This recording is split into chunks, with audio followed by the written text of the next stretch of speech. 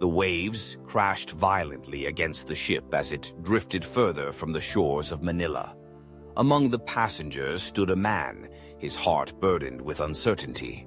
Lorenzo Ruiz, once a simple calligrapher and devoted family man, now found himself an exile, fleeing from a false accusation of murder.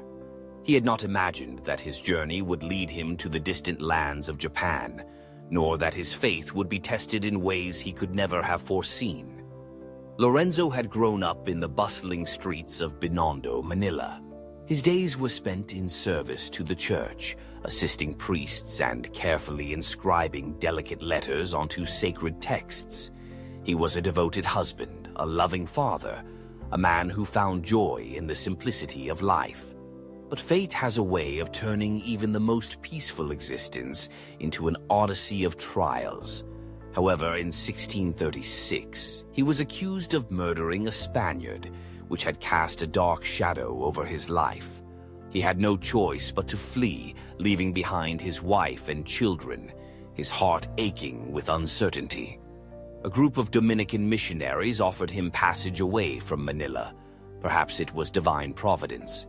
But Lorenzo did not know that his escape would lead him straight into the hands of his persecutors.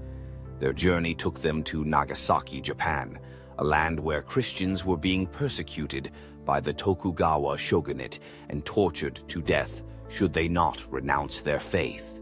The moment Lorenzo and the 3 Dominican priests arrived, they were seized, their hands bound in chains, their fate left in the hands of men who despised their faith. Locked away in a prison cell, Lorenzo and his companions prayed fervently, their whispers of devotion filling the cold, dark air. Days turned into weeks, and the torment intensified. The guards devised the cruelest of punishments, but Lorenzo's resolve remained unshaken. Then came the ultimate test. He was to be hung upside down over a pit, his body slowly breaking under the weight of suffering. One final chance was given: renounce his faith and live. He could walk free, return to his family, and leave this nightmare behind. But Lorenzo Ruiz knew that some things were worth more than life itself. He raised his eyes toward the heavens and declared, "I am a Catholic, and I will never deny my faith. If I had 1,000 lives, I would offer them all to God."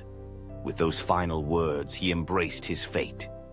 The executioners tightened the ropes, and the world faded away. Yet, in that moment of sacrifice, Lorenzo's soul soared beyond the grasp of his oppressors. He had won a greater victory, one that would echo through centuries. In 1987,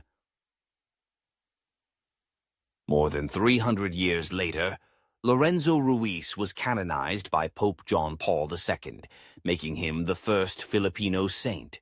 His legacy lives on, inspiring millions to hold fast to their faith, no matter the trials they face. Every 28th of September, his feast day is being celebrated. And so we are left with a question. If our faith were tested, would we stand as firmly as he did? Would we have the courage to proclaim, as Lorenzo once did, "I am a Catholic, and I will never deny my faith"? San Lorenzo Ruiz's story is not just one of martyrdom. It is a testament to unwavering faith, a light that refuses to be extinguished. Share your thoughts in the comments below. Like and subscribe for more inspiring saintly stories. Thank you for watching.